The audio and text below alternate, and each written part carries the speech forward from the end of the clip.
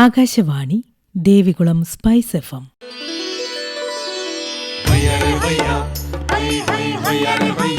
കിസാൻ വാണി.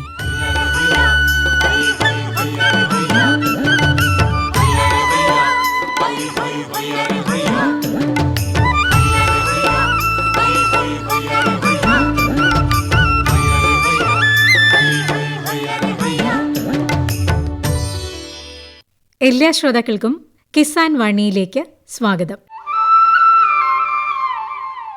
ഈ പരിപാടിയുടെ പ്രായോജകർ കേന്ദ്ര കൃഷി കർഷകക്ഷേമ മന്ത്രാലയം, ഭാരത സർക്കാർ.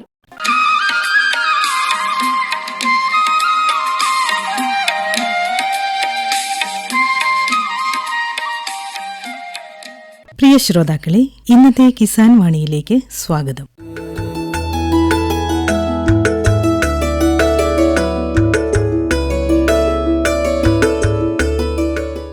തൊടുപുഴയ്ക്കടുത്ത് മുട്ടത്ത് മരച്ചീനി കൃഷിയോടൊപ്പം തന്നെ പച്ചക്കറി കൃഷിയും നടത്തുന്ന അപ്പച്ചൻ എന്ന് വിളിപ്പേരുള്ള ശ്രീ മാത്യു അബ്രഹാം പൂവത്തോട്ടത്തിൽ തന്റെ കാർഷിക പ്രവർത്തനങ്ങളെപ്പറ്റി സംസാരിക്കുകയാണ് ഇന്നത്തെ കിസാൻ വാണിയിൽ. കിസാൻ വാണി ടീം ഇന്നെത്തിയിരിക്കുന്നത് തൊടുപുഴ മുട്ടത്തുള്ള പൂവത്തോട്ടത്തിൽ അപ്പച്ചൻ എന്ന് വിളിക്കുന്ന മാത്യു എബ്രഹാമിന്റെ വീട്ടിലാണ്. മരച്ചീനിയും പച്ചക്കറികളും കൃഷി ചെയ്യുന്നതോടൊപ്പം കൃഷി അനുബന്ധ ഉപകരണങ്ങളുടെ നിർമ്മാണത്തിലും വൈദഗ്ധ്യം പുലർത്തുന്ന ശ്രീ മാത്യു അബ്രഹാം തൻ്റെ കാർഷിക അനുഭവങ്ങൾ കിസാൻ വാണി ശ്രോതാക്കളുമായി പങ്കുവയ്ക്കുന്നു. ചേട്ടാ നമസ്കാരം. നമസ്കാരം. ചേട്ടന് എത്ര വർഷമായിട്ട് ഈ കാർഷിക രംഗത്തുണ്ട്? എനിക്ക് 15 വയസ്സുള്ള മുതലേ കൃഷിയിലേക്ക് വന്നിട്ടുള്ളതാണ്. കപ്പ കൃഷി ചെയ്യുന്നുണ്ട്, അതുപോലെ പച്ചക്കറികൾ എല്ലാ ഐറ്റംസും ഉണ്ട്. കപ്പ കൃഷി നന്നായിട്ട് ഏറ്റവും കൂടുതൽ കൃഷി ഉണ്ടായിരുന്നത് കപ്പ കൃഷിയാണ്. അന്ന് ആ കപ്പ കൃഷിയിൽ കപ്പ അരിയുന്നതിനുള്ള ബുദ്ധിമുട്ടിനെ മനസ്സിലാക്കിക്കൊണ്ടാണ് പെട്ടെന്ന് അരിയുന്നതിന് വേണ്ടി ഒരു യന്ത്രം ഞാൻ നിർമ്മിക്കപ്പെട്ടത്. ഇത് ചേട്ടൻ്റെ ചെറുപ്പകാലത്ത് ഇവിടെ തന്നെ ജനിച്ചു വളർന്ന ആളാണോ അതോ വേറെ എവിടെന്നെങ്കിലും ഇങ്ങോട്ട് കുടിയേറി വന്നതാണോ? ഞാൻ ജനിച്ചു വളർന്നത് കോട്ടയം ജില്ലയിൽ മൂഴൂർ എന്ന് പറയുന്ന സ്ഥലത്താണ്. അവിടെ നിന്ന് 82 കുടിയേറിയതാണ് ഈ മുട്ടം സ്ഥലത്തേക്ക്. ഇവിടെ വന്നാണ് കൃഷി കൂടുതൽ രൂപപ്പെടുത്തിയത്. ചേട്ടൻ്റെ ചെറുപ്പകാലത്ത് ഇവിടെ വരുമ്പോൾ ഇവിടെ എന്തൊക്കെയായിരുന്നു കൃഷി ഉണ്ടായിരുന്നത്? ഇവിടെ റബ്ബർ കൃഷി ഉണ്ടായിരുന്നു. റബ്ബർ ടാപ്പിംഗ് ഒക്കെ ഉണ്ടായിരുന്നു. അത് കഴിഞ്ഞ് കപ്പ കൃഷി ചെയ്യാൻ തുടങ്ങി. അത് കഴിഞ്ഞ് പയറ്, കോവയ്ക്കായ, വെണ്ടയ്ക്കായ, ഇങ്ങനെ പച്ചക്കറി എല്ലാ ഐറ്റംസും കൃഷി ചെയ്യാൻ തുടങ്ങി. അങ്ങനെ എല്ലാവിധ കൃഷികളുമായി. ഈ മുട്ടം ഒരു താഴ്ന്ന പ്രദേശമാണ്, അപ്പോൾ ഇവിടെ നെൽകൃഷി അന്നുണ്ടായിരുന്നോ? നെൽകൃഷി ഉണ്ടായിരുന്നു, എനിക്കില്ലായിരുന്നു. നമ്മുടെ പരിസരത്തുള്ള ആളുകൾക്കുണ്ടായിരുന്നു. ഇപ്പോൾ വളരെ കുറഞ്ഞു. എന്താണ് ഈ നെൽകൃഷിയിൽ നിന്ന് ആളുകൾ അല്ലെങ്കിൽ കർഷകർ പിന്നോട്ട് പോകാനുള്ളൊരു കാരണം? നെൽകൃഷിയിൽ നിന്ന് വരുമാനത്തിൻ്റെ കുറവാണെന്ന് എനിക്ക് തോന്നുന്നത്. പണിക്കാരെ കിട്ടാനുള്ള ദൗർബല്യമുണ്ട്. അതാണ് ഏറ്റവും മെയിനായ പ്രശ്നം. കൃഷിക്കാർക്ക് കൂലിയിൽ വന്നു കഴിയുമ്പം അത് വിറ്റ് കിട്ടുന്ന പൈസ കൊണ്ട് മുതലാകാതെ വരുന്ന ഒരവസ്ഥ. ഈ മരച്ചീനി കൃഷി ഇപ്പോൾ വ്യാപകമായിട്ട് ഇവിടെ ഉണ്ട്. ഈ മരച്ചീനി കൃഷി മറ്റ് വിളകളെ അപേക്ഷിച്ച് എന്താണ് അതിൻ്റെ പ്രത്യേകത? ലാഭമുണ്ടോ? മരച്ചീനി കൃഷിയും മറ്റ് വിളകളെ സംബന്ധിച്ചുള്ള പ്രത്യേകത, നമ്മൾ കൃഷി ചെയ്ത് കഴിഞ്ഞാൽ പിന്നെ നമ്മുടെ സൗകര്യം അനുസരിച്ച് നമുക്ക് സ്വന്തമായിട്ട് കള പറിക്കുകയും വളമിടുകയും ഒക്കെ കുറേശ്ശെ ചെയ്യാവുന്ന കാര്യമാണ്. പിന്നെ അതിൻ്റെ വാട്ടി ഉണങ്ങുന്ന സമയമാകുമ്പോൾ മാത്രമേ ആളെ കൂട്ടി ചെയ്യേണ്ടതായിട്ടുള്ളൂ. അപ്പം നമുക്ക് പണി എളുപ്പമുള്ളൊരു കൃഷിയാണ് കപ്പ കൃഷി. ഏതിനമാണ് ഇവിടെ കൂടുതലായിട്ട് കൃഷി ചെയ്യുന്നത്? ഇവിടെ ബ്ലോക്ക് കപ്പയുണ്ട്, കട്ടൻ കപ്പയുണ്ട്. അതിൽ കട്ടൻ കപ്പയാണ് കൂടുതലും ആളുകൾ ഇടുന്നത്. ഈ ബ്ലോക്ക് കപ്പയ്ക്ക് കട്ട് കുറവായതുകൊണ്ട് ഈ എലിയുടെയും മുള്ളംപന്നിയുടെയും അങ്ങനെയൊക്കെയുള്ള ശല്യങ്ങളിൽ നിന്ന് ഒഴിവായി കിട്ടും. മരച്ചീനി കൃഷി ചെയ്യുന്ന പല സ്ഥലങ്ങളിലും ഈ കാട്ടുപന്നി ശല്യം കർഷകർക്ക് ഒരു പ്രതിബന്ധമാവാറുണ്ട്. ഇവിടെ കാട്ടുപന്നി ശല്യമുള്ള സ്ഥലമാണോ? ഇവിടെ നേരത്തെ മുള്ളൻ്റെ ശല്യം ഉണ്ടായിരുന്നു, എന്നാൽ ഇപ്പോൾ കാട്ടുപന്നിയുടെ ശല്യം ഉണ്ടായി പല ആളുകളും കൃഷി ഉപേക്ഷിക്കുന്നതായിട്ട് കാണുന്നുണ്ട്. മരച്ചീനി നടുന്ന ഒരു കാലയളവ് ഏതാണ്? എത്ര മാസം വേണം ഇത് വിളവെടുപ്പിന് പാകമാകാൻ? മാർച്ച് മാസത്തിലാണ് കപ്പ നടുന്നത്. അപ്പോൾ ആദ്യത്തെ മഴ പെയ്ത് കഴിയുമ്പോഴേ കപ്പ ഇടുകയാണ് ഞങ്ങളുടെ ഇവിടെ പതിവ്. എന്നിട്ട് അതിൻ്റെ തണ്ടിന് പൊള്ളലൊക്കെ വരാതെ ഇച്ചിരി കരിയിലൊക്കെ ഇട്ട് മൂടി വയ്ക്കാറുണ്ട്. നേരത്തെ ആദ്യത്തെ മഴയ്ക്ക് ഇടുന്നതാണ് വിളവ് കൂടുതൽ കിട്ടുക. മഴ കൂടുതൽ പെയ്യുന്നതിന് മുമ്പ് ഇടുന്നത് വിളവ് കൂടുതൽ കിട്ടാറുണ്ട്. ഞാനങ്ങനെയാണ് ചെയ്യാറ്. എന്നിട്ട് 4 കപ്പയുടെ ഇടയ്ക്കാണ് ചാണാന് മണ്ണ് മാറ്റി ഇട്ട് കൊടുക്കുക. അപ്പോൾ കിഴങ്ങിന് നീളം വെച്ച് കിട്ടാൻ വേണ്ടിയിട്ട് അങ്ങനെ ചെയ്യാറുണ്ട്. അപ്പോൾ നീളം കൂടുതൽ കിട്ടാറുണ്ട്. ഒരെണ്ണത്തിൻ്റെ ചുവട്ടിലായിട്ടല്ല, 4 എണ്ണത്തിൻ്റെ നടുക്കായിട്ടാണ് ഞാൻ വളമിട്ടുകൊണ്ടിരുന്നത്. അപ്പോൾ അതെനിക്കത് ഗുണകരമായിട്ട് തന്നെയാണ് ഒത്തേ. ചാണകം മാത്രമാണോ വളമായിട്ട് ഉപയോഗിക്കുന്നത്? മാത്രമേ ഉള്ളൂ. ചാണകമാണ്. ചാണകം എന്ന് പറയുമ്പം ആട്ടിൻ ചാണകമാണ് ഞാൻ കൂടുതൽ ഉപയോഗിച്ചുകൊണ്ടിരുന്നത്. എനിക്ക് ആട് കൃഷി ഉണ്ടായിരുന്നു, അതുകൊണ്ട് ആട്ടുമുട്ട ഉണ്ടായിരുന്നു, അതാണ് ഇട്ടുകൊണ്ടിരുന്നത്. ഇതിപ്പോൾ മാർച്ചിൽ നട്ട മരച്ചീനി വിളവെടുക്കാൻ എത്ര മാസം വേണം? ഡിസംബർ ഒരു പകുതി കഴിയുമ്പോഴത്തേനും നമുക്ക് പറിച്ച് ഉണങ്ങാറാവും, ഉണങ്ങാറാവും. അപ്പോൾ ഒരു വേനൽക്കാലം ഇതിനകത്ത് വരുന്നില്ല അല്ലേ? വേനൽക്കാലം വരുന്നില്ല. വേനലിൻ്റെ ആരംഭത്തിൽ തന്നെ നമുക്ക് പറിച്ച് ഉണങ്ങാൻ സാധിക്കും. വെല്ല തുടങ്ങി കഴിയുമ്പോൾ ഡിസംബർ കഴിയുമ്പോഴത്തേനും വേനലാവും, ഉണക്കായി തുടങ്ങും. ഡിസംബർ, ജനുവരി, ഫെബ്രുവരിയും ഇടകൊണ്ട് പറിച്ച് ഉണങ്ങിയെടുക്കാം. ഏകദേശം ഒരു സെന്റ് ഭൂമിയിൽ എത്ര ചൂട് മരച്ചീനി നടാൻ കഴിയും? ഒരു സെന്റിൽ ഒരു 25 മൂട് കപ്പയിടാൻ സാധിക്കും. 20-25, അതിൽ കൂടുതൽ പറ്റില്ല. അങ്ങനെയാണ് ഞാൻ ചെയ്തുകൊണ്ടിരുന്നത്. ഈ രാസവളം ഉപയോഗിക്കുന്നത് ഏതെങ്കിലും തലത്തിൽ വിളവ് കൂടാൻ സഹായിക്കുമോ? ഞാൻ രാസവളം ഉപയോഗിച്ചിട്ടില്ല. ചില ആളുകൾ രാസവളം ഉപയോഗിക്കുന്നുണ്ട്. ഞാൻ ഈ ചാണകവും ചാരവും മാത്രമേ ഉപയോഗിച്ചിട്ടുള്ളൂ. പിന്നെ പച്ചില വളമായിട്ട് ചവർക്ക് വെട്ടിയെടുക്കുമായിരുന്നു. അങ്ങനെ ഞാൻ ചെയ്തിട്ടുള്ളൂ, രാസവളം ഉപയോഗിച്ചിട്ടില്ല. ഈ എലി പോലുള്ള ക്ഷുദ്രജീവികളുടെ ആക്രമണമല്ലാതെ മറ്റേതെങ്കിലും തരത്തിലുള്ള രോഗബാധകൾ ഈ മരച്ചീനി കൃഷിയെ ബാധിച്ചിട്ടുണ്ടോ? ഈ മരച്ചീനിയിൽ ഇല ചുരുണ്ട് കൂടി പോകുന്ന ഒരവസ്ഥ വിശേഷം ഉണ്ടായിരുന്നു. അതിന് പ്രതിവിധിയൊന്നും ഇതുവരെ കണ്ടിട്ടില്ല. അതിന് വിളവും കുറവുണ്ടാകും ആ കപ്പയ്ക്ക്. അതിൻ്റെ ഇലയെല്ലാം ചുരുണ്ട് എന്തോ ഫംഗസ് പിടിച്ച പോലെ എന്താണെന്ന് എനിക്കറിയില്ല, അങ്ങനെ വരാറുണ്ട്. അങ്ങനെ വരുന്ന ആ തണ്ട് നമ്മൾ വീണ്ടും എടുത്തിട്ട് കഴിഞ്ഞാലും അതിനെ അങ്ങനെ തന്നെ വരും. അതിന് ചുരുളിച്ച വരാത്ത തണ്ടുകൾ നോക്കിയാണ് വീണ്ടും വിട്ടുകൊണ്ടിരുന്നത്. എന്നാലും ചിലപ്പോൾ അത് വരുന്നുണ്ട്, അതിന് വിളവ് കുറയുകയും ചെയ്യും. ഈ മരച്ചീനിക്ക് വിപണി ഒരു പ്രശ്നമാണോ? വിപണി അങ്ങനെ പ്രശ്നമില്ല. ഇവിടെ കടകളിലെല്ലാം തന്നെ ഉണക്കക്കപ്പ എടുക്കുന്നുണ്ട്. പിന്നെ പച്ചക്കപ്പയുടെ ആവശ്യമുള്ളപ്പം പച്ചക്കപ്പ കടകളിൽ എടുക്കുന്നു. ആൾ കൊണ്ട് കൊടുക്കുന്ന ബുദ്ധിമുട്ടൊക്കെ ഉള്ളു, അല്ലാതെ വിപണിക്ക് അങ്ങനെ വലിയ ബുദ്ധിമുട്ടില്ല. ഇഷ്ടംപോലെ ആൾക്കാർ മേടിക്കുന്നുണ്ട്. എല്ലാ കടക്കാരും തന്നെ എടുത്ത് വയ്ക്കുന്നുണ്ട്. हर जोखिम से निकल कर फसल आए, सुरक्षित हो जाए। फसल बीमा से हर किसान अब आत्मनिर्भर हो जाए। संकट के समय प्रधानमंत्री फसल बीमा योजना किसानों के लिए वरदान है। अब सूखा पड़े या बाढ़ आ जाए, कोई डर नहीं। अब ओले पड़े या कीट पतंगे फसल खा जाए, कोई फिक्र नहीं, क्योंकि हमने लिया है प्रधानमंत्री फसल बीमा। बुआई से फसल कटाई तक हर जोखिम का दावा, न्यूनतम प्रीमियम पर अधिकतम भुगतान का वादा। योजना से हर साल जुड़ रहे हैं 5 करोड़ से ज्यादा किसान। अब आपकी है बारी। नजदीकी कृषि कार्यालय, सहकारी समिति, बैंक शाखा, अधिकृत बीमा कंपनी या जन सेवा केंद्र में स्वेच्छा से करा सकते हैं पंजीकरण। फसल बीमा पोर्टल या फसल बीमा ऐप द्वारा भी कराया जा सकता है पंजीकरण। प्रधानमंत्री फसल बीमा योजना, आपकी फसलों का संपूर्ण सुरक्षा कवच। कृषि एवं किसान कल्याण मंत्रालय, भारत सरकार। ഇതോടൊപ്പം തന്നെ വിവിധതരം പച്ചക്കറികൾ കൃഷി ചെയ്യുന്നുണ്ടെന്ന് പറഞ്ഞു. ഏതൊക്കെയാണ്? പയറ്, വെണ്ടയ്ക്ക, കോവയ്ക്ക, പിന്നെ ചീനി, കൊമ്പൻ ചീനി, പിന്നെ കാന്താരി ചീനി. അത് നമ്മുടെ ആവശ്യത്തിന് മാത്രമേ ഉള്ളൂ, വിപണനത്തിനായിട്ടില്ല.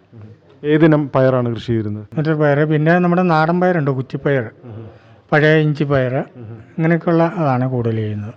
ഈ മീറ്റർ പയറൊക്കെ കൃഷി ചെയ്യുമ്പോൾ പ്രത്യേകമായിട്ട് എന്തെങ്കിലും പരിചരണം കൊടുക്കേണ്ട കാര്യമുണ്ടോ? പ്രത്യേക പരിചരണം കൊടുക്കാറില്ല, സാധാരണ പരിചരണങ്ങൾ മാത്രമേ ഉള്ളൂ. ഇച്ചിരി ഒരു വള്ളി കയറ്റി വിട്ട് ഒരു പന്തല എന്തെങ്കിലും ഇട്ട് കൊടുത്ത് ഇച്ചിരി പുകല കഷായം അടിക്കും, അല്ല കീടമൊക്കെ വരാതിരിക്കാൻ പുകലയും സോപ്പും കൂടെ ചേർത്ത് അടിക്കും. അത്രേ ചെയ്യാറുള്ളൂ, അതിന് വലിയ കുഴപ്പം വരാറില്ല. സമയത്താണ് ഈ വിത്ത് നടുന്നത്? അത് കപ്പയിടുന്ന അവസരത്തിൽ നടാം, അതായത് മാർച്ച് ഏപ്രിൽ മാസങ്ങളിൽ നടാം. പിന്നെ അത് പോകുമ്പോൾ അടുത്തത് ചൂടെ ഇട്ട് കൊടുക്കുകയാണ്. ഓരോന്ന് പറിച്ചു കഴിഞ്ഞാൽ ഒന്ന് വളവ് കുറഞ്ഞ് കഴിയുമ്പോൾ അവിടുത്തെ അത് പറിച്ച് കളഞ്ഞിട്ട് അടുത്ത് വിത്തിടുകയാണ് പതിവ്. ഈ പയർ നട്ടു കഴിഞ്ഞാൽ നമുക്ക് എത്ര കാലം ഇതിൻ്റെ വിളവ് ലഭിക്കും? ഏകദേശം 2-3 ട്രിപ്പ് കാവരെ നമുക്ക് ലഭിക്കും. സമയം എനിക്ക് കറക്റ്റായിട്ട് പറയാൻ പറ്റില്ല. 3 ട്രിപ്പ് നമുക്ക് കിട്ടും. അത് കഴിഞ്ഞ് അത് മുരടിച്ച് തുടങ്ങുള്ളൂ. 5-6 മാസത്തേന് ഏതായാലും കിട്ടും. ഈ മരച്ചീനിക്കൊപ്പം ഇടവിളയായിട്ടാണ് പയറും കൃഷി ചെയ്യുന്നത്? അല്ല, അത് വേറെയാ, പ്രത്യേകം ചെയ്യുക. കപ്പയുടെ ഇടയ്ക്ക് ഇടുന്നുണ്ട്, എന്നാലും വേറെ ചെയ്യുന്നതാണ് കുറച്ചുകൂടെ നമുക്ക് ഗുണകരമായിട്ട് കണ്ടിട്ടുള്ളത്. പയറിന് എന്താണ് വളമായിട്ട് ഉപയോഗിക്കുന്നത്? ഒന്നും ചെയ്യാറില്ല, ചെറിയ ചാണകം ഇടും, അല്ലാതെ വേറെ ഒന്നും ചെയ്യാറില്ല. പിന്നെ വെണ്ട കൃഷി ചെയ്യുന്നുണ്ടെന്ന് പറഞ്ഞു. സാധാരണ നാടൻ ഇനം വെണ്ടയാണോ? നാടൻ വെണ്ട, അത് കവലയൊക്കെ കുത്തി നിറച്ചുണ്ടാവും. ഒരു വെണ്ട തൈ നട്ട് കഴിഞ്ഞാൽ എത്ര കാലം വേണം അത് വിളവെടുപ്പിലേക്ക് എത്താൻ? 4-5 മാസം കൊണ്ട് വിളവെടുപ്പാകാം. ഇഷ്ടം പോലെ അത് കായ്ക്കുകയും ചെയ്യും നാടനാണെങ്കിൽ. അതല്ലാതെ ഈ പൊക്കം കുറഞ്ഞൊക്കെ ആണെങ്കിൽ അത് ഒരു കായ്ച്ച അങ്ങ് പോവുക. അതുകൊണ്ട് നാടനാണ് കൂടുതൽ ഉപയോഗിക്കുന്നത്. ഈ വെണ്ട ഈ വെള്ളീച്ച പോലുള്ള രോഗബാധകൾ ഉണ്ടാവാറുണ്ടോ? വരാറുണ്ട്. അതിനൊക്കെ ഞാൻ ഈ പാലക്കഷായം മാത്രമേ ചെയ്യാറുള്ളൂ. അത് കുറേ പോവും, എന്നാലും നമ്മുടെ ആവശ്യത്തിന് കിട്ടും. ഈ പുകയില കഷായം നമ്മൾ തന്നെ തയ്യാറാക്കുന്നതാണോ അതോ? ഇച്ചിരി സോപ്പും ഇച്ചിരി ഒരു പുകലയും മേടിച്ച് ഇച്ചിരി സോപ്പും കൂടെ ഇട്ട് നല്ലപോലെ അടിച്ച് പതപ്പിച്ച് അരിച്ച് സ്പ്രേ ചെയ്യുക. അത് ഫലപ്രദമാണ്. അത് ഗുണകരമാണ്. എല്ലാ കൃഷികൾക്കും ഇത് ഉപയോഗിക്കാറുണ്ട്? എല്ലാത്തിനും ഉപയോഗിക്കാം, എല്ലാ കൃഷിക്കും ഉപയോഗിക്കാം. മറ്റ് കീടനാശിനിയേക്കാളും ഗുണകരമാണ്. കുറച്ചൊക്കെ പോകും, എന്നാലും നമുക്ക് ആവശ്യത്തിന് കിട്ടും. ഇത് കൃഷിയായിട്ട് ബന്ധപ്പെട്ട് തന്നെയാണല്ലോ ഈ കാർഷിക ഉപകരണങ്ങളുടെ നിർമ്മാണം. അപ്പോൾ ഈ എളുപ്പത്തിൽ മരച്ചീനി അരിയുന്നതും അതുപോലെ തന്നെ ഏത്തവാഴയ്ക്ക് അരിയുന്നതുമായ യന്ത്രങ്ങൾ ചേട്ടൻ കണ്ടുപിടിച്ചിട്ടുണ്ട്. എന്താണ് അതിലേക്ക് വന്നൊരു സാഹചര്യം? എനിക്ക് കപ്പ കൃഷി ഉണ്ടായിരുന്നെന്ന് ഞാൻ മുമ്പ് പറഞ്ഞല്ലോ. അപ്പോൾ അത് വളരെയധികം കപ്പയുണ്ട്. അപ്പോൾ അത് ഞാൻ തന്നെയാണ് അരിയുന്നത്. ഒരു കത്തി കൊണ്ട് ഇങ്ങനെ അരിഞ്ഞ് നമ്മൾക്ക് ഒരു മടുപ്പാണ്. അപ്പോൾ അതിന് പ്രത്യേകം പെട്ടെന്ന് അരിയാനുള്ള ഒരു വഴി എന്താണെന്ന് ഇങ്ങനെ ആലോചിച്ചപ്പോൾ തമ്പുരാൻ തന്ന ഒരു ചെറിയ വിദ്യ. അവർ 3 ബ്ലേഡ് പിടിപ്പിച്ച ഒരു ഡിസ്ക് കറക്കുക. അതാണ് അതിൻ്റെ തത്വം. അപ്പോൾ അതിലേക്ക് അതിന് കപ്പ വെച്ച് കൊടുക്കാനായിട്ട് പൈപ്പുണ്ട്. ആ പൈപ്പിലൂടെ കപ്പ അങ്ങ് വെച്ച് കൊടുത്തിട്ട് നമ്മൾ ഒരു കൈ കൊണ്ട് കറക്കിയാൽ മാത്രം മതി. പെട്ടെന്ന് നമുക്ക് അരിഞ്ഞെടുക്കാൻ സാധിക്കും. അത് വളരെ ആളുകൾ മേടിച്ചുകൊണ്ട് പോയി അത് ഉപയോഗിക്കുന്നുണ്ട്. ഒരേ അളവിൽ അരിഞ്ഞ് കിട്ടും കപ്പ? ഒരേ അളവിൽ. അതിൻ്റെ പീസിൻ്റെ മുഴുപ്പൊക്കെ ഒരേ അളവായിരിക്കും. അത് നമുക്ക് അല്പം സ്വല്പം അഡ്ജസ്റ്റ് ചെയ്യാനും സാധിക്കും. മുൻപ് ഈ വർക്ക്ഷോപ്പിൽ എവിടെയെങ്കിലും ജോലി ചെയ്തൊരു പരിചയം ഉണ്ടോ? ഇല്ല, പരിചയമില്ല. ഞാൻ വർക്ക്ഷോപ്പ് പണി പഠിച്ചിട്ടില്ല. എന്നാൽ എല്ലാവിധ വർക്ക്ഷോപ്പ് പണി ഇപ്പോൾ ചെയ്യും. സ്വന്തം ആവശ്യത്തിന് തുടങ്ങിയൊരു വിദ്യയാണല്ലേ? അതെ, സ്വന്തമായിട്ട് തുടങ്ങിയ ഒരു വിദ്യയാണ്. അത് എല്ലാ കാര്യങ്ങളും ഞാൻ ചെയ്യും. എന്തൊക്കെ അരിഞ്ഞുണങ്ങാം? ഈ വാഴയ്ക്കയും മരച്ചിനിയും മാത്രമേ ഉള്ളൂ അതോ മറ്റെന്തെങ്കിലും ഉപകരണങ്ങൾ? ഇതിനകത്ത് കപ്പ വാട്ടി ഉണങ്ങാനായിട്ട് അരിയാം, ചിപ്സ് അരിയാം. അതുപോലെ സവോള കാറ്ററിംഗുകാരൊക്കെ മേടിക്കാറുണ്ട്. സവോളയൊക്കെ അരിഞ്ഞു കൊടുക്കാനായിട്ട് കനം കുറഞ്ഞ് അരിഞ്ഞു കൊടുക്കാൻ മേടിക്കാറുണ്ട്. പിന്നെ ചക്ക മുറിക്കാനുള്ളതുണ്ട്. നമുക്ക് കോടാലിക്കല്ലേ മുമ്പ് മുറിച്ചോണ്ടിരുന്നത്. അപ്പോൾ ആ സാധനത്തെ ഇതുകൊണ്ടൊന്ന് അമർത്തിയാൽ പെട്ടെന്ന് അരിയാം. നമ്മുടെ മോട്ടർ യന്ത്രവൽക്കരണമല്ല, നമ്മൾ സ്വന്തമായിട്ട് ചെയ്യുവാണ്, മാനുവലായിട്ട് ചെയ്യുകയാണ്. അപ്പോൾ കപ്പ അരിയുന്നൊക്കെ വളരെ എളുപ്പമാണ്. ഈ മരച്ചീനി അരിയുന്നൊരു യന്ത്രം നിർമ്മിക്കാനായിട്ട് എത്ര രൂപ ചെലവ് വരും? 5000 രൂപ മുടക്ക് വരും. ഇത് പുറത്ത് വിറ്റഴിക്കാറുണ്ടോ? ഉണ്ടാകാറുണ്ട്. ഞാനത് 6000 രൂപയ്ക്കാണ് വിൽക്കുക. എത്ര ദിവസത്തെ അധ്വാനം വേണം ഒരു യന്ത്രം? 3 ദിവസത്തെ അധ്വാനം വേണം. 3 ദിവസത്തെ അധ്വാനം കൊണ്ട് ഓരോ മെഷീൻ രൂപപ്പെടുകയുള്ളൂ. അപ്പോൾ ഈ 6000 രൂപയ്ക്ക് വിൽപ്പന നടത്തുന്നത് ലാഭകരമാണോ? ലാഭകരമല്ല, അതൊരു തൊഴിലായിട്ട് പോകുന്നതുകൊണ്ട് ചെയ്യുന്നു. നമ്മൾ കൂടുതലായിട്ട് നമ്മളിതിൻ്റെ സാധനങ്ങൾ മേടിച്ചുകൊണ്ട് വരുമ്പോൾ അതിലൊരല്പം വ്യത്യാസങ്ങൾ വരാറുണ്ട്. അതുകൊണ്ട് ഈ വിലയ്ക്ക് കൊടുക്കുന്നത്. ഇപ്പോൾ എങ്ങനെയാണ് ഇതിൻ്റെ ഒരു വിപണി എങ്ങനെയാണ്? ഇത് നമ്മൾ തേടിയ ആളുകൾ വരുന്നുണ്ടോ അതോ നമ്മൾ ഏതെങ്കിലും കടകളിലൊക്കെ എത്തിച്ച് വിൽപ്പന നടത്തുന്നുണ്ടോ? ഞാനിതിൻ്റെ വിപണിയും കടകളിലൊന്നും എത്തിച്ച് വിൽപ്പന നടത്താറില്ല. പിന്നെ വാട്സാപ്പ് വഴി ചാനൽ വഴിയൊക്കെ പരസ്യമുണ്ട്. അപ്പോൾ ആ പരസ്യം കണ്ടിട്ട് ആൾക്കാർ വരാറുണ്ട്. പിന്നെ ഇത് കൊണ്ടുപോയി ഉപയോഗിക്കുന്ന ആളുകൾ ഇത് കണ്ടിട്ട് അത് കണ്ട് തൃപ്തിപ്പെട്ടിട്ട് വന്ന് വാങ്ങിക്കുന്ന ആൾക്കാരുണ്ട്. അങ്ങനെയാണ്, അല്ലാതെ കടയായിട്ടില്ല. ഓർഡർ അനുസരിച്ചാണ് ഉണ്ടാക്കി വിൽക്കുന്നത് അല്ലേ? ഓർഡർ അനുസരിച്ചാണ് ഉണ്ടാക്കുന്നത്. നേരത്തെ ഓർഡർ ചെയ്താൽ ഉണ്ടാക്കി കൊടുക്കും. ചേട്ടൻ്റെ വീട്ടിൽ ആരൊക്കെയുണ്ട്? അവരൊക്കെ എന്താണ് ജോലി ചെയ്യുന്നത്? വീട്ടിലെ ഭാര്യയും മകളും മകളുടെ മക്കളും മരുമകനും. ഭാര്യയ്ക്കും വീട്ടിലെ പണികളും കാര്യങ്ങളാണ്. മകൾക്കൊരു സ്വല്പം തയ്യലിൻ്റെ പണികളുണ്ട്. പിന്നെ മരുമകനുണ്ട്. മരുമകന് പെയിൻറ്റിങ്ങിൻ്റെ ഒക്കെ പണിയായിട്ട് പോകുന്നു. ഞാൻ ഈ പണി ചെയ്യുന്നു. ചേട്ടൻ്റെ കാർഷിക പ്രവർത്തനങ്ങൾ ഉൾപ്പെടെ ഇവരുടെ എല്ലാം സഹകരണം ഉണ്ടോ? അവരുടെ എല്ലാം ചെറിയ സപ്പോർട്ടുകളുണ്ട്. പിന്നെ അവരെയൊക്കെ കൂട്ടി ചെയ്യാൻ പറ്റില്ല. ഇതിൻ്റെ ബാലൻസും കാര്യങ്ങളും ഒക്കെ കൃത്യമാകണം. അപ്പോൾ ഞാൻ സാധാരണ ഇതിനാരെയും കൂട്ടാറില്ല, ഞാൻ തന്നെയാണ് ചെയ്യുന്നത്. ചേട്ടൻ്റെ കാർഷിക പ്രവർത്തനങ്ങൾക്കും കാർഷിക അനുബന്ധ വ്യവസായ യൂണിറ്റിനും എല്ലാവിധ ആശംസകളും അറിയിക്കുന്നു. കിസാൻ വാണി ശ്രോതാക്കളോട് സംസാരിച്ചതിന് നന്ദി. വളരെ നന്ദി.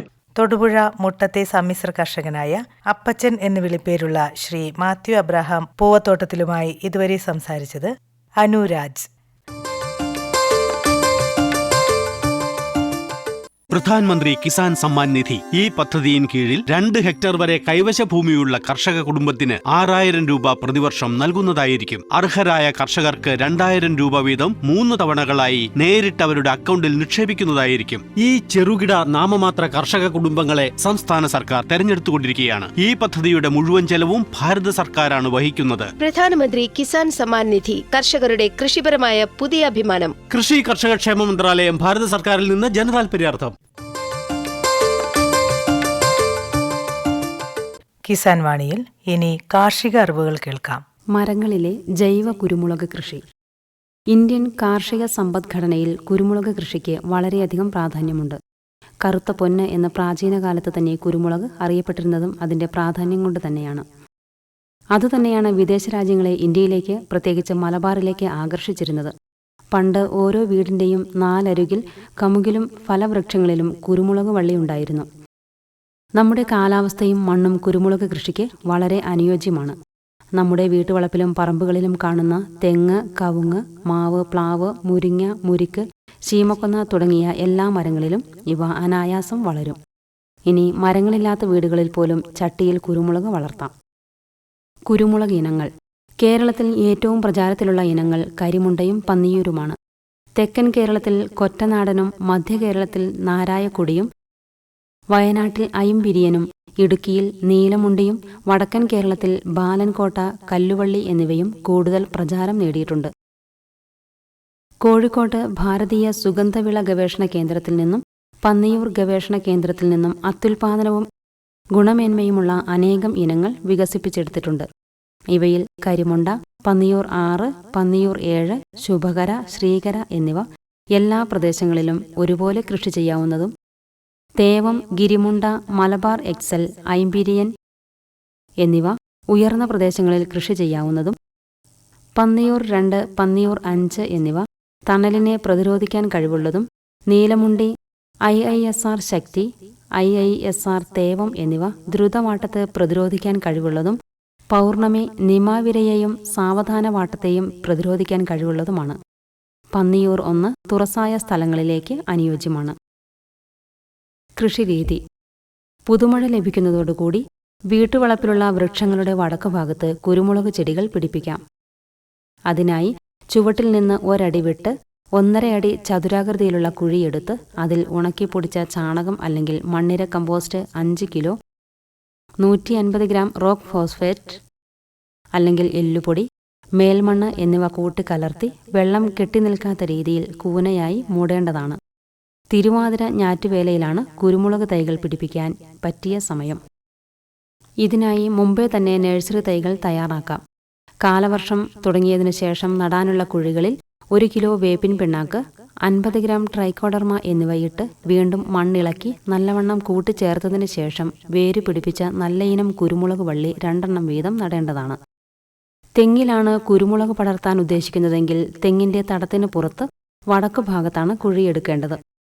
നട്ടതിനു ശേഷം ഒരു കമ്പ് താൽക്കാലിക താങ്ങായി വെച്ചു കൊടുക്കേണ്ടതാണ്. വള്ളിയുടെ നീളം 1 മീറ്റർ എത്തിക്കഴിഞ്ഞാൽ താഴ്ഭാഗത്തുള്ള ഇലകൾ പറിച്ചെടുത്ത് 1/4 ഭാഗം വരെ താങ്ങിനോട് ചേർത്ത് മണ്ണിട്ട് മൂടണം. കൂടുതൽ വേരുൽപാദിപ്പിക്കുന്നതിനും തളിരുകൾ വളർന്ന് താങ്ങിന് ചുറ്റും കൊടി തിങ്ങി വളരുന്നതിനും ഇത് സഹായിക്കും. കുറ്റിക്കുരുമുളക്. താങ്ങുമരങ്ങൾ ഇല്ലെങ്കിൽ ചെടിച്ചട്ടികളിലോ തറയിലോ ചാക്കുകളിലോ ഒക്കെ കുറ്റിക്കുരുമുളക് വളർത്താം. തറയിൽ കുറ്റിക്കുരുമുളക് നടാൻ 2x2 മീറ്റർ അകലത്തിൽ 1/2 മീറ്റർ ചതുരാകൃതിയിലുള്ള കുഴികളെടുത്ത് ചാണകപ്പൊടിയോ മണ്ണിര കമ്പോസ്റ്റോ ഇട്ട് മൂടിയതിനു ശേഷം നടാവുന്നതാണ്. ചട്ടികളിലാണ് നടാൻ ഉദ്ദേശിക്കുന്നതെങ്കിൽ ചാണകപ്പൊടി, മണൽ, മണ്ണ് എന്നിവ 1:1:2 എന്ന തോതിൽ കലർത്തി ചട്ടികളിൽ നിറച്ച് അതിൽ നടേണ്ടതാണ്. പോഷക ക്രമീകരണം. ജൈവിക പരിപാലനമാണ് കുരുമുളകിന് ഉത്തമം. ജൈവവളമായി ഉണക്കിപ്പൊടിച്ച ചാണകം, കമ്പോസ്റ്റ്, കോഴിവളം, ആട്ടിൻകാഷ്ടം, മണ്ണിര കമ്പോസ്റ്റ്, ചാരം തുടങ്ങിയവ ഉപയോഗിക്കാവുന്നതാണ്. ജൈവവളങ്ങൾ മണ്ണിൽ കൊടുക്കുന്നത് മൂലം സസ്യങ്ങൾക്ക് ഉപകാരപ്രദമായ സൂക്ഷ്മജീവികളുടെയും കുമിളുകളുടെയും അളവ് വർദ്ധിക്കുകയും മണ്ണിലെ ജീവകങ്ങളുടെയും പോഷകങ്ങളുടെയും നിലനിൽപ്പിന് അവസരം ലഭിക്കുകയും ചെയ്യും. ജൈവവളമായി 1 കിലോഗ്രാം വേപ്പിൻ പിണ്ണാക്ക്, 200 ഗ്രാം പ്രകൃതിദത്തമായ റോക്ക് ഫോസ്ഫേറ്റ്, 10 കിലോഗ്രാം ചാണകം എന്നിവ മെയ് മുതൽ ജൂൺ വരെയുള്ള മാസത്തിൽ നൽകാവുന്നതാണ്. അമ്ലഗുണമുള്ള മണ്ണിൽ ചെടിയൊന്നിന് 500 ഗ്രാം എന്ന തോതിൽ കുമ്മായം ഏപ്രിൽ മെയ് മാസത്തിൽ ഒന്നിടവിട്ട വർഷത്തിൽ നൽകേണ്ടതാണ്. ഓഗസ്റ്റ് സെപ്റ്റംബർ മാസത്തിൽ ജൈവവളമായി അസോസ്പൈറിലവും ഫോസ്ഫോബാക്ടീരിയയും 20 ഗ്രാം ഒരു ചെടിക്ക് എന്ന തോതിൽ നൽകാവുന്നതാണ്. മണ്ണ് പരിശോധനയ്ക്ക് ശേഷം പൊട്ടാസ്യത്തിന്റെ അളവ് കുറവെങ്കിൽ സൾഫേറ്റ് ഓഫ് പൊട്ടാഷ് ചെടിയൊന്നിന് 150 ഗ്രാം എന്ന തോതിലും മഗ്നീഷ്യത്തിന്റെ അളവ് കുറവെങ്കിൽ 150 ഗ്രാം മഗ്നീഷ്യം സൾഫേറ്റും സിങ്കിന്റെ അംശം കുറവാണെങ്കിൽ ചെടിക്ക് 30 ഗ്രാം എന്ന തോതിൽ സിങ്ക് സൾഫേറ്റും നൽകാവുന്നതാണ്. അതല്ലെങ്കിൽ സൾഫേറ്റ് ഓഫ് പൊട്ടാഷും മഗ്നീഷ്യം സൾഫേറ്റും സിങ്ക് സൾഫേറ്റും 1 ലിറ്റർ വെള്ളത്തിൽ 10-5-3 ഗ്രാം തോതിൽ കലക്കി വർഷത്തിൽ 2 പ്രാവശ്യം തളിച്ചു കൊടുക്കാവുന്നതാണ്. ചെറിയ ചെടികൾക്ക് മേൽപ്പറഞ്ഞ ജൈവവളങ്ങളുടെ 1/3 ആദ്യ വർഷവും 2/3 രണ്ടാം വർഷവും മുഴുവൻ അളവ് 3-ാം വർഷം മുതലും കൊടുക്കാവുന്നതാണ്. കൊടിക്ക് ഉപകാരപ്രദമായ ഫോസ്ഫോബാക്ടീരിയ, അസോസ്പൈറില്യം, VAM തുടങ്ങിയ ജീവാണുവളങ്ങൾ ജൈവവളങ്ങളിൽ കൂട്ടിക്കലർത്തി ഒരു ചെടിക്ക് 20 ഗ്രാം എന്ന തോതിൽ കൊടുക്കാം. ഇവ ചെടിയുടെ വളർച്ചയും ഉൽപാദനവും കൂട്ടുന്നതായി കണ്ടെത്തിയിട്ടുണ്ട്. ചട്ടികളിൽ നട്ട കുറ്റിക്കുരുമുളകിന് വർഷത്തിൽ 2 പ്രാവശ്യം 100 ഗ്രാം വീതം ചാണകപ്പൊടിയും മണ്ണിര കമ്പോസ്റ്റും 2 മാസത്തിലൊരിക്കൽ 15 ഗ്രാം വീതം കടലപ്പിണ്ണാക്ക് അല്ലെങ്കിൽ വേപ്പിൻ പിണ്ണാക്ക് എന്നിവ നൽകാം. തണൽ ക്രമീകരണം. താങ്ങുമരം വലുതായാൽ തണൽ നിയന്ത്രിക്കുന്നതിനും സൂര്യപ്രകാശം കൊടികളിലേക്ക് എത്തുന്നതിനും വേണ്ടി ഇടയ്ക്കിടയ്ക്ക് കമ്പ് വെട്ടിക്കൊടുക്കണം. മഴക്കാലം തുടങ്ങുന്നതിന് മുമ്പ് താങ്ങുചെടികളിൽ 1-2 ചില്ലകൾ മാത്രം നിർത്തി നന്നായി കോതി കൊടുക്കുന്നത് സൂര്യരശ്മികൾ കൊടികളിൽ എത്തിച്ചേർന്ന് കൊടിയുടെ വളർച്ചയും വിളവും കൂട്ടുന്നതിനും രോഗാണുക്കളെയും കീടങ്ങളെയും നിയന്ത്രിക്കുന്നതിനും സഹായിക്കുന്നു. രോഗനിയന്ത്രണം. ദ്രുതവാട്ടം. ഫൈറ്റോഫ്തോറ ക്യാപ്സിസി എന്ന ഒരിനം കുമിളാണ് ഈ രോഗത്തിന് കാരണം. മഴക്കാലം തുടങ്ങുന്നതോടുകൂടിയാണ് ഈ രോഗം വ്യാപിക്കുന്നത്. ഇലകളിൽ 1 അതിലധികമോ കറുത്ത പുള്ളിക്കുത്തുകൾ പ്രത്യക്ഷപ്പെട്ട് അവ വലുതായി ഇലകൾ കൊഴിയുകയും ചെയ്യുന്നു. പുതുതായി കിളിർത്ത് പടരുന്ന ചെന്തലകളുടെ തളിരിലകളും മാംസളമായ അഗ്രഭാഗവും കുമിൾ ബാധയേറ്റ് കറുപ്പ് നിറമാവുകയും കണ്ണിത്തലകളും തിരികളും ഇലകളും അടർന്നു വീഴുകയും കൊടി പൂർണ്ണമായും വാടുകയും ചെയ്യും. രോഗബാധയേറ്റ ചെടി വേരുപടലം ഉൾപ്പെടെ പിഴുതുമാറ്റി തീയിട്ട് നശിപ്പിക്കുകയും തോട്ടങ്ങളിൽ ശുചീകരണം നടത്തിയും വെള്ളം കെട്ടിനിൽക്കുന്നത് ഒഴിവാക്കിയും ബോഡോ മിശ്രിതം തളിച്ചും തടത്തിൽ ഒഴിച്ചുകൊടുത്തും ഈ രോഗവ്യാപനം തടയാൻ പറ്റും. രോഗം വരാതിരിക്കാൻ മെയ്-ജൂൺ മാസത്തിൽ കൊടിയൊന്നിന് 50 ഗ്രാം ട്രൈക്കോഡർമ എന്ന മിത്രകുമിൾ ചാണകത്തിലോ വേപ്പിൻ പിണ്ണാക്കിലോ ചേർത്ത് മണ്ണിലിട്ട് കൊടുക്കുക. സാവധാനവാട്ടം. ഇലകളുടെ മഞ്ഞളിപ്പും കുറേശ്ശെയുള്ള ഇലപൊഴിച്ചിലും തണ്ടിന്റെ അഗ്രഭാഗത്തുള്ള വാട്ടവും ഈ രോഗത്തിന്റെ ലക്ഷണങ്ങളാണ്. കൊടിയുടെ വേരിൽ നിമാവിരകളുടെ ആക്രമണം മൂലമാണ് ഈ രോഗം വരുന്നത്. തോട്ടത്തിൽ പതിവായി വേപ്പിൻ പിണ്ണാക്കിട്ടും മിത്രകുമിളായ ട്രൈക്കോഡർമ ഹാർസിയാനം 50 ഗ്രാം തോതിൽ വർഷത്തിൽ 2 പ്രാവശ്യം കൊടുത്തും രോഗം വരാതെ നോക്കാം. വൈറസ് രോഗങ്ങൾ. ഇലഞരമ്പുകൾ തെളിഞ്ഞു കാണുക, ഇലകളിൽ മൊസൈക്ക് മാതൃകയിൽ മഞ്ഞ നിറത്തിലുള്ള പൊട്ടുകൾ കാണുക എന്നിവയാണ് വൈറസ് രോഗലക്ഷണങ്ങൾ. വൈറസ് ബാധയില്ലാത്ത നടീൽ വസ്തുക്കൾ ഉപയോഗിച്ചും രോഗം വന്നവ പിഴുതുമാറ്റി നശിപ്പിച്ചും ഇവ പകരുന്നത് കുറയ്ക്കാവുന്നതാണ്. തിരികൊഴിയൽ രോഗം. വേനൽ മഴയും കാലവർഷവും ആവശ്യമായ തോതിൽ ലഭിക്കാതെ വരുമ്പോഴാണ് ഈ രോഗത്തിന്റെ രൂക്ഷത അനുഭവപ്പെടുന്നത്. 1% വീര്യമുള്ള ബോഡോ മിശ്രിതം തളിച്ച് ഇതിനെ ഒരു പരിധിവരെ തടയാം. മഴ കുറയുമ്പോൾ പരാഗണം നടക്കാത്തതിനാലും തിരികൊഴിയാൻ സാധ്യതയുണ്ട്. മാർച്ച് മുതൽ ചെടികൾക്ക് നന കൊടുത്ത് ഈ പ്രശ്നം പരിഹരിക്കാം. ഇലപ്പേൻ. ഇലകളുടെ അടിഭാഗത്ത് വസിക്കുന്ന ഇലപ്പേൻ ഇലകളുടെ അരികുകൾ ചുരുട്ടി കുഴൽ പോലെ രൂപപ്പെടുത്തുകയും തളിരിന്റെ വളർച്ച മുരടിപ്പിക്കുകയും ചെയ്യുന്നു. ചുരുട്ടിയ ഭാഗം കൈകൊണ്ട് മുറിച്ചു മാറ്റിയും വേപ്പെണ്ണ മിശ്രിതം തളിച്ചും ഇലപ്പേനിനെ നിയന്ത്രിക്കാം. മീലിമുട്ടകൾ. ഇവ തളിരിലും തണ്ടിലും വേരിലും പറ്റിപ്പിടിച്ച് ചെടിയുടെ വളർച്ചയെ മുരടിപ്പിക്കുകയും ചെടി മഞ്ഞളിച്ച് നശിക്കുകയും ചെയ്യുന്നു. വേപ്പിൻ പിണ്ണാക്ക്, വേപ്പെണ്ണ മിശ്രിതം എന്നിവ ഉപയോഗിച്ച് മീലിമുട്ടയെ നിയന്ത്രിക്കാം. പൊള്ളുവണ്ട്. കാലവർഷാരംഭത്തിൽ കൊടി തളിർക്കുവാൻ തുടങ്ങുമ്പോൾ കറുത്ത നിറത്തിലുള്ള പെൺവണ്ടുകൾ, തിരികൾ, മണികൾ ഇവയിൽ മുട്ടയിടും. മുട്ട വിരിഞ്ഞു വരുന്ന പുഴുക്കൾ മുളകുമണികൾ തുളച്ചു കയറി ഉൾക്കാമ്പ് തിന്ന് നശിപ്പിക്കുകയും മണികൾ പൊള്ളയാവുകയും ചെയ്യുന്നു. താങ്ങുമരങ്ങളുടെ കമ്പുകോതി തണൽ ക്രമീകരണം നടത്തുന്നതും വേപ്പെണ്ണ ഉപയോഗിച്ചുള്ള കീടനാശിനി 21 ദിവസം ഇടവിട്ട് 0.6% വീര്യത്തിൽ ഓഗസ്റ്റ് മുതൽ ഒക്ടോബർ വരെ തളിക്കുന്നതും പൊള്ളുവണ്ടുകളെ നിയന്ത്രിക്കാൻ സഹായിക്കും. തണ്ടുതുരപ്പൻ.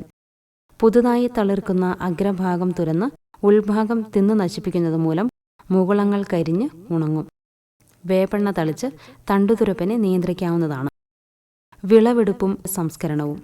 കുരുമുളക് തിരികളിൽ ഏതാനും മണികൾ ചുവന്ന് പഴുത്തു തുടങ്ങുമ്പോൾ തിരികൾ മുഴുവൻ പറിച്ചെടുത്ത് മെതിച്ച് വൃത്തിയാക്കി വെയിലിൽ 7 മുതൽ 10 ദിവസം വരെ ഉണക്കേണ്ടതാണ്. വിളവെടുപ്പിന് ശേഷം മുളകുമണികൾ തിളച്ച വെള്ളത്തിൽ 1 മിനിറ്റ് മുക്കിയെടുത്ത് ഉണക്കിയാൽ മണികൾക്ക് നല്ല ആകർഷകത്വവും കറുപ്പ് നിറവും ലഭിക്കും. നല്ലവണ്ണം ഉണങ്ങിയ 8 മുതൽ 10% വരെ മാത്രം ജലാംശമുള്ള കുരുമുളക് വൃത്തിയുള്ള ചാക്കിൽ കെട്ടി ഈർപ്പമില്ലാത്ത സ്ഥലത്ത് സൂക്ഷിക്കേണ്ടതാണ്. കാർഷിക അറിവുകൾ, മാത്യു അബ്രഹാം പൂവത്തോട്ടത്തിലുമായുള്ള അഭിമുഖം എന്നിവയാണ് കിസാൻ വാണിയിൽ ശ്രോതാക്കൾ ഇതുവരെ കേട്ടത്.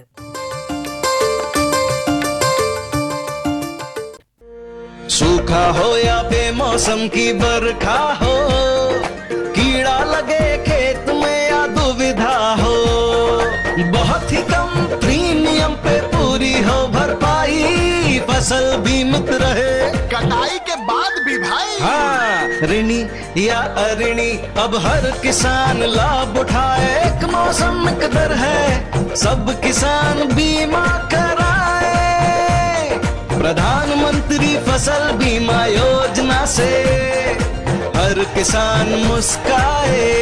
कृषि और किसान कल्याण मंत्रालय द्वारा किसान हित में जारी.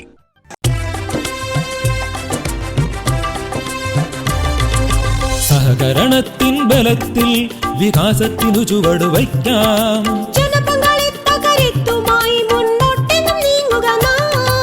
ജനകോടിയിൽ ഈ വിപ്ലവം ഉണർത്തിയല്ലോ വിശ്വാസം. നാം ഒത്തുചേർന്ന വികാസത്തിനെ പതാക പറത്തിടാം. സഹകരണം നമ്മുടെ വികാസത്തിൻ പ്രതീകം.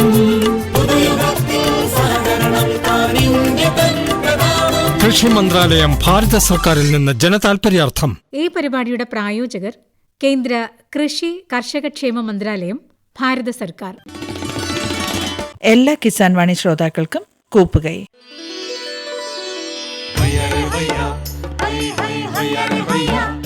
കിസാൻ വാണി സമാപിക്കുന്നു.